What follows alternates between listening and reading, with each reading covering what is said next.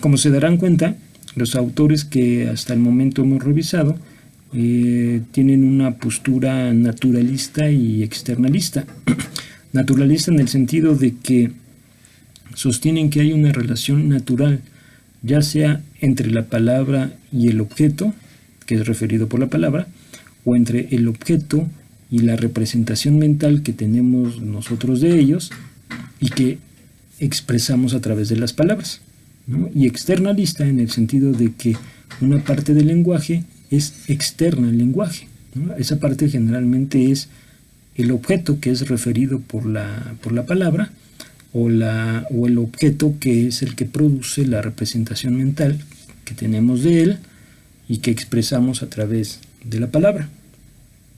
Bueno, revisando unos textos de Immanuel Kant, ¿no?, de Crítica de la Razón Pura, y textos de Russell Hanson, que se titula Observación, y recordando un poco los textos de Franz Boas y de Sapir-Whorf, la hipótesis Sapir-Whorf, estaba viendo que hay una tradición, ¿no?, que podríamos llamar relativismo, que se origina a partir de los textos de Immanuel Kant. Evidentemente había un relativismo, vamos a llamarle clásico, ¿no?, el cual estaba formulado por Protágoras y por los sofistas.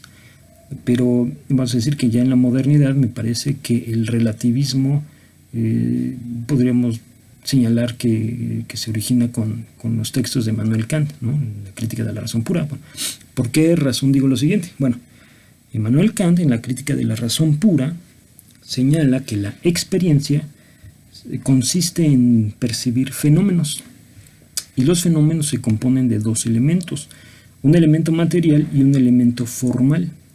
El elemento material de un fenómeno es una serie de sensaciones que un sujeto percibe en un espacio y en un tiempo concreto, y el elemento formal de un fenómeno es una serie de conceptos con los cuales el sujeto le da forma a las sensaciones que percibe y las circunscribe a una clase de objetos, ¿no?, es decir, a un concepto. Bueno, ejemplo, esto es un fenómeno.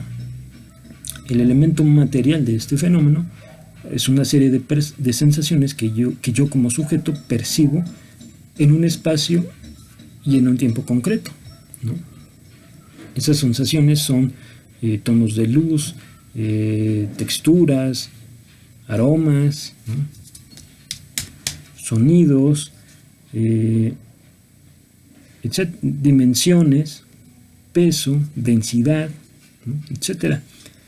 Y el elemento formal es el concepto pelota, ¿no?, pelota de béisbol, con el cual yo le doy forma a estas sensaciones y las circunscribo en un concepto que es el de pelota de béisbol, ¿no? Bueno, entonces tenemos que para Kant la experiencia, el percibir fenómenos, pues tiene dos elementos, un elemento material, ¿no?, las sensaciones que el sujeto percibe en un espacio y en un tiempo concreto, y un elemento formal, ¿no?, los conceptos con los cuales el individuo le da forma a todas esas sensaciones que percibe, ¿no? Ahora bien, tanto el elemento material como el elemento formal, dice Kant, son condiciones de posibilidad de la experiencia. Es decir, en ausencia de uno de los dos, pues no habría experiencia, ¿no? Bueno, a partir de estos textos, ¿no?, me parece que se van desarrollando posturas como la de Franz Boas, ¿no?, la de Russell Hanson. Russell Hanson tiene un texto que se llama Observación, y en ese texto analiza el acto de observar. Él pone un ejemplo, inicia su texto con un ejemplo, con un caso imaginario. Dice, imaginemos que está Tycho Brahe y Johannes Kepler, ¿no?, están parados en una colina y están viendo el cielo del amanecer, ¿no? Russell Hanson pregunta, ¿están viendo lo mismo? El sentido común nos conduce a decir que pues sí, que están viendo lo mismo, ¿no?, suponiendo que ninguno de los dos está ciego o al menos tienen el mismo grado de ceguera, o que ninguno de los dos está perturbado en su percepción, ¿no? Diríamos que pues, están viendo lo mismo, ¿no? Son dos seres humanos con una misma organización fisiológica, y por lo tanto tienen un estímulo y una serie de respuestas que pues, serían iguales. Entonces diríamos que sí están viendo lo mismo. Pero Russell Hanson señala, hay que tomar en cuenta que Tycho Brahe era geocéntrico, ¿no? Y Johannes Kepler era heliocéntrico, ¿no? De tal manera que Tycho Brahe ve el movimiento del Sol alrededor de la Tierra, mientras que Johannes Kepler ve el movimiento de la Tierra alrededor del Sol, ¿no? De tal manera que, concluye Russell Hanson, pues no están viendo lo mismo, ¿no? Bueno, a lo largo del texto Russell Hanson analiza el concepto de observar, o esto de que podríamos llamar la experiencia del observar, y señala que observar se compone de dos actos, tiene dos elementos: un elemento fisiológico, que es la respuesta de las neuronas que tenemos en los ojos y de nuestro sistema nervioso ante una serie de estímulos luminosos, ¿no? Y por otro lado hay un elemento interpretativo, ¿no? Ese elemento interpretativo es una serie de conceptos con los cuales el individuo le da forma a todas esas sensaciones que percibe, a esos estímulos que percibe, de tal manera que, dice Russell Hanson, el acto de observar es interpretar, ¿no? No hay una observación que podamos llamar pura o prístina, ¿no? Toda observación implica interpretar, ¿no? Por lo tanto, dos individuos que tengan diferente estructura conceptual, pues estarán observando diferentes cosas, ¿no? Como Tycho Brahe y Johannes Kepler, ¿no? Los dos están parados sobre una colina mirando el cielo del amanecer, ¿no?